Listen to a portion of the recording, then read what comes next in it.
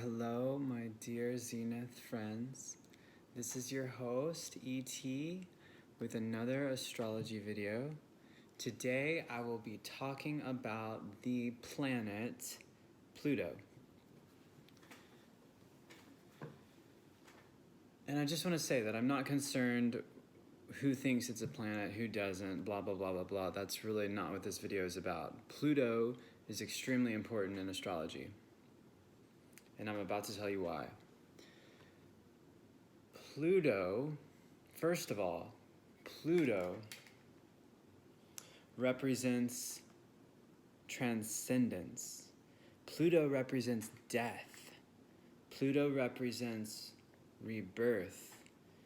Pluto represents transformation.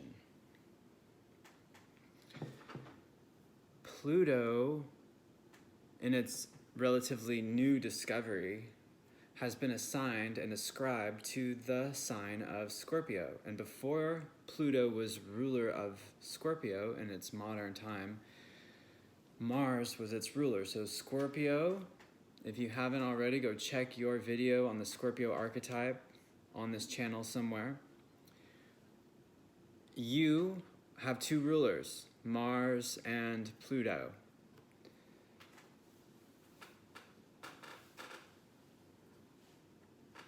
And I know it's a stretch, and I know there probably is going to be people that don't agree with me, but still, I would even ascribe Pluto to Aries as well. That's another conversation. But in our modern era, we know that Pluto is given to Scorpio. Okay, so Pluto really represents, Pluto's like the slowest moving planet. It moves so slow. It takes forever. The United States is actually currently at its Pluto return.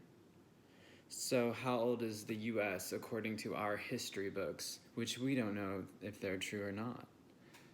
All propaganda. You don't know anything unless you actually know it. And that goes for me too. That's another story. So what? It takes around 200 years to fully go around the zodiac. I'm just speculating. So you will not live to see your Pluto return unless you splice yourself with AI and become physically immortalized, which is very possible. Do you want to say hi today, or are you too shy? So, Pluto is so slow. And let me tell you a secret about Pluto. First of all, Pluto represents generations, okay? When we talk about Pluto and Scorpio generation, we're literally talking about an entire generation. When we talk about Pluto and Libra generation, that's a whole nother generation. And Sagittarius as well. And Virgo as well, and Leo as well.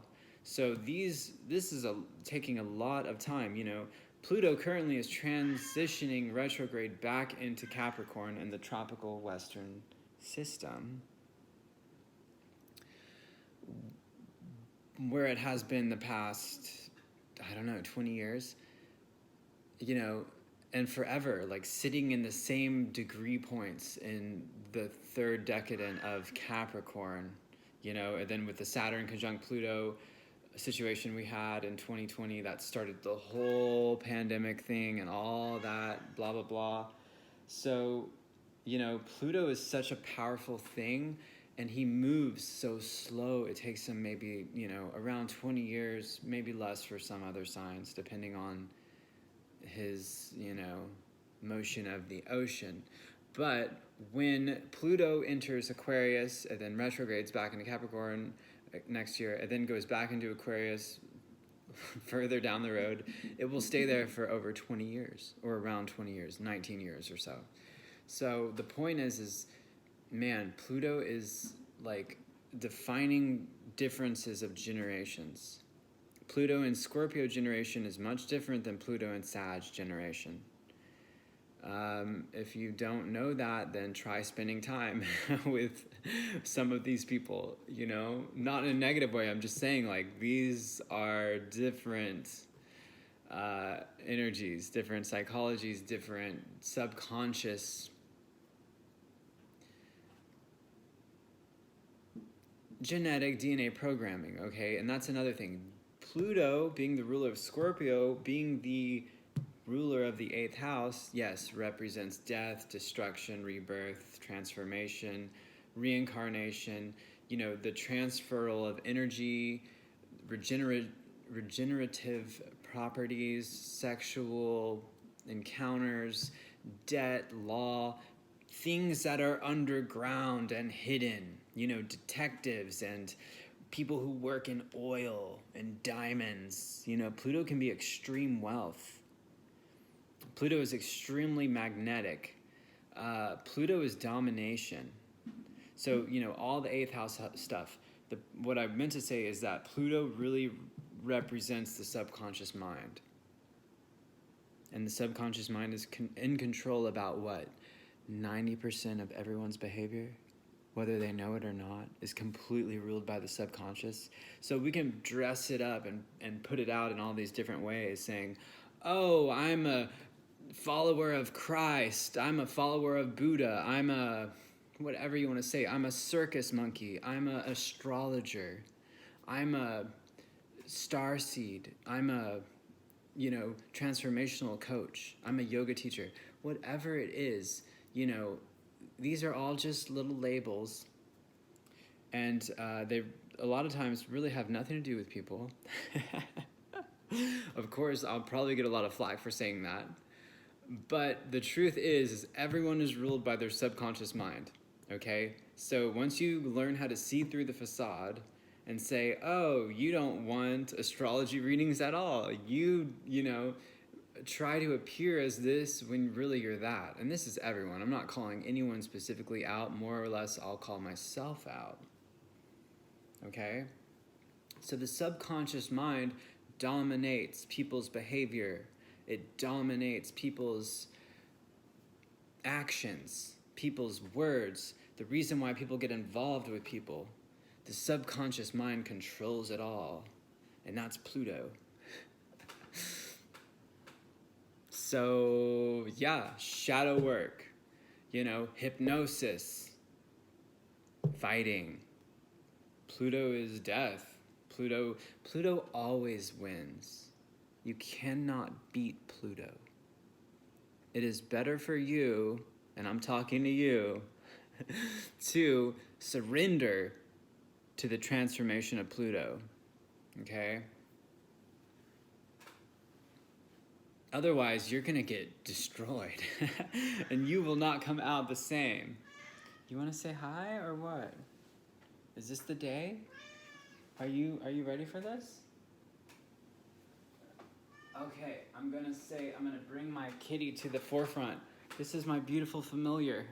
She's very skittish, feral, but she loves me and she protects me all the time. Oh, there she goes. And she's gone. And she's back again. But anyway, okay, so Pluto is a magnet. Pluto is, you know, seduction, it's great magnetism, it's power, and it's staying power. Like I'm saying, you cannot beat Pluto. It is better for you to surrender to Pluto and transform yourself. People with Pluto on the ascendant are scary. They scare people away. They're also very into control and domination. And they wonder why. They're like, oh, why don't people like me? And it's like, dude, you're fucking scary. And you try to control everything. You know? So if you have heavy Pluto, I would say surrender, man. Woman, let go. Learn how to be non-attached. You know, you can't control everything. You don't get to do everything. People have free will, you know? You're wondering why, you know, I mean, yeah. I could go on and about that forever and ever and ever. But astrology just holds such a simple answer for this kind of dilemma. Okay, what else can I say about Pluto? It really defines a generation, you know? And it will expose things of the hidden underground. And you team it up with things like Saturn, and oh my God, we have a problem. Put Saturn and Pluto together, and that's extreme poverty. Or like the Black Plague. Or the recent hoopla that we all went through these past few years. So that's not fun, you know. Pluto paired up with things like Uranus, that's like atomic bomb stuff. That's not fun either. That's extremely, oof. I had a synastry aspect with someone. I'm gonna get a little personal now. And we had Pluto-Uranus conjunct. And I would, you know, not everyone's gonna agree with me, but I would say that that was kind of like both of our rulers in a way. And let me tell you, that shit was toxic. When I see that, I'm just like, oh my God, you know, I lived that and that was fucking terrible. I don't want anyone to do that.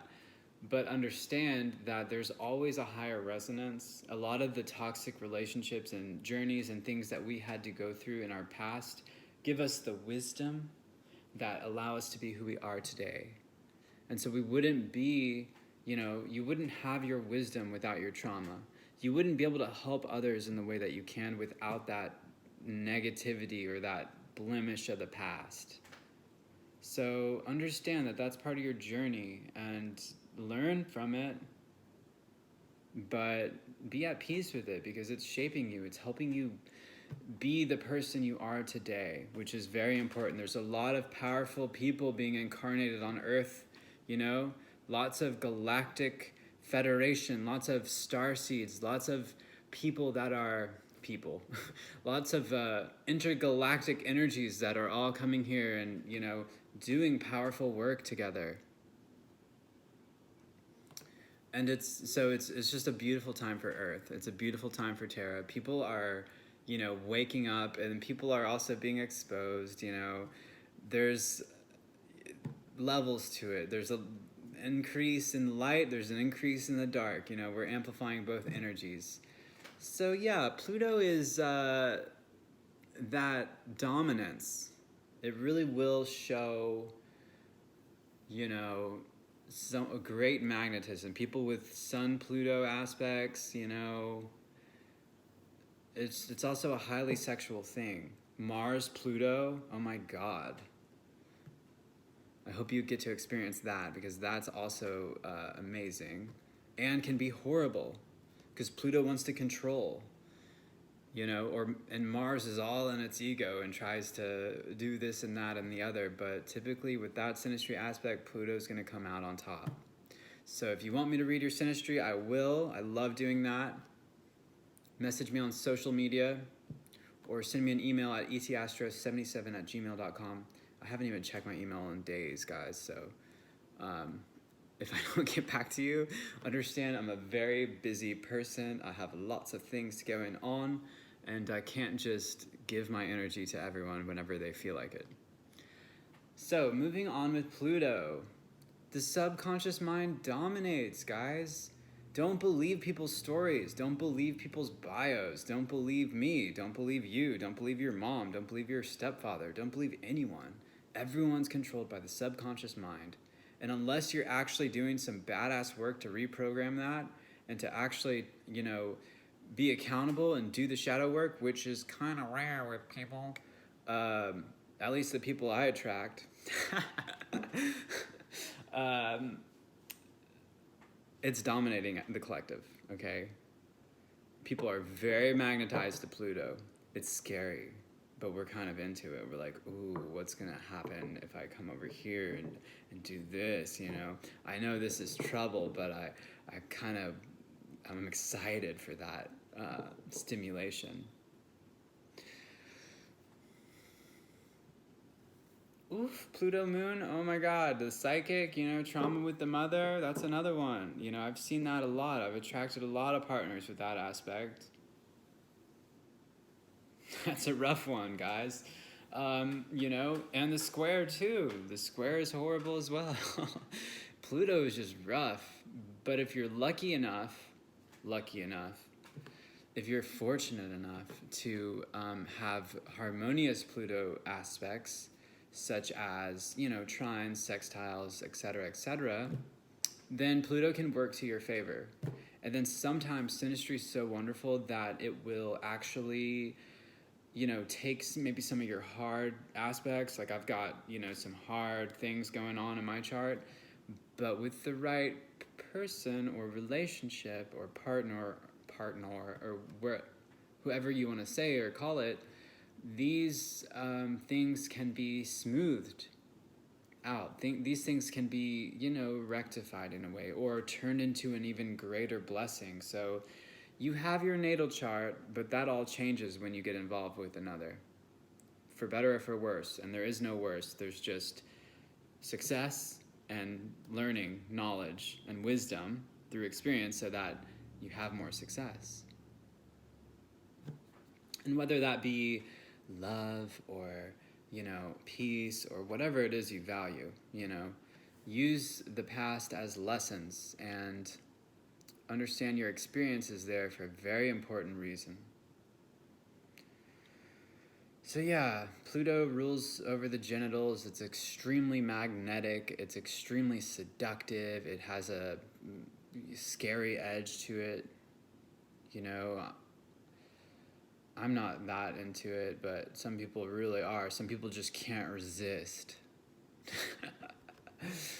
And Pluto always wins. Pluto always wins. So you better just let Pluto take it, because you ain't gonna beat him, you know. If Pluto's transiting your chart in a very significant way, there's nothing you can do. You just need to sit back, surrender, allow the transformation to happen, allow yourself to die and be reborn again so that you can be a new entity. Like my Scorpio video, you're shedding the snake skin and you're becoming something new.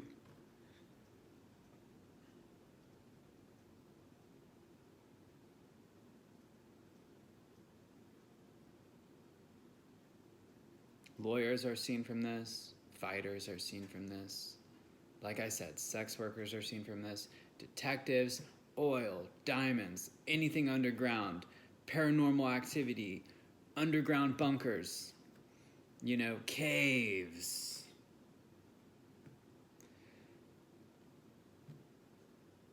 The subconscious mind. I can't reiterate that enough. You know, people will tell you anything they think you want to hear. Learn to cut through that bullshit and see the real person. You know, it takes a laser beam and it takes discernment, but let me tell you this. Action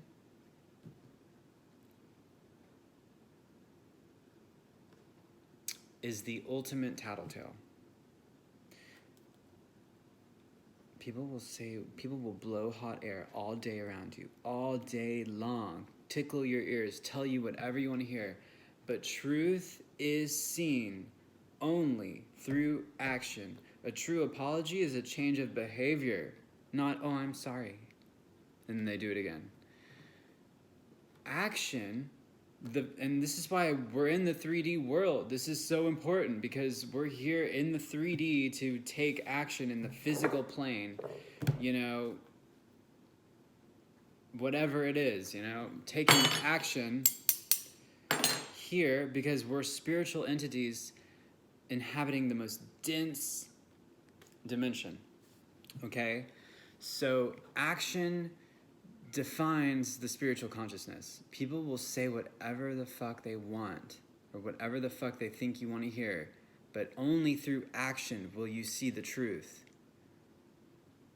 And that determines the good from the great. That determines the light from the dark. That determines, you know, the gray from the pink or whatever, or the shady from the non-shady, the friend from the enemy, the ally versus the, you know, someone who wants your head on a stick. You will only know it through action. So learn to cut through the noise and to see the action, because that is the greatest exposer of what kind of spiritual entity or consciousness you're working with. Also, I don't know about you, but for me, like, I can just feel it. I feel it right off the bat. Normally, my first impression is extremely accurate, and then my mind might like get in the way and be like, oh, but they're a nice person. Oh, they're gonna give me money. Oh, blah, blah, blah, whatever it may be. And maybe they do these things, but down the road, I look back and I'm like, yeah, I knew it from the get-go, and I should have listened to my intuition, because intuition is the highest form of wisdom. Say that. Intuition is the highest form of wisdom.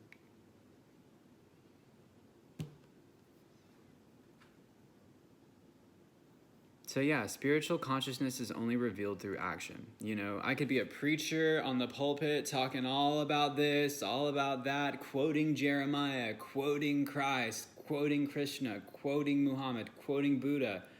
Dude, what the fuck do you do? I don't care what you say. What the fuck do you do? You know, that determines everything. It determines everything. It's so important. That will help you. If you are watching the video this long, I applaud you, and I think those are some true golden nuggets that you should take with you. Those have helped me tremendously. If you are interested in synastry, I will read your synastry like no one ever has before. If you're interested in natal chart reading, I will read your chart like no one ever has before. If you want a transit reading, I'm also very adept in letting you know what's going to happen in the next month to a year for your chart. And if you're interested in joining my subscription basis Star Fairy Club, which is still in its experimental phase, send me an email, etastro77@gmail.com. I know one day I'm going to get a new email and we're going to align it all to Zenith, but you know, I'm pretty committed to taking imperfect action at this point. I understand my videos aren't perfect. I understand I'm not perfect. I understand what I say sometimes is not perfect, but I don't care. I'm here to just put action out. And that's another important thing. At some point, you're going to have to get out of the criticism, out of the analytical mind, and take a step. Okay? And then use your results as feedback, fine. But without action, you're just... you're all talk, baby. And those who take action will be criticized. Why? Because all these people are too afraid to take action. Those taking action are too busy taking action to criticize others.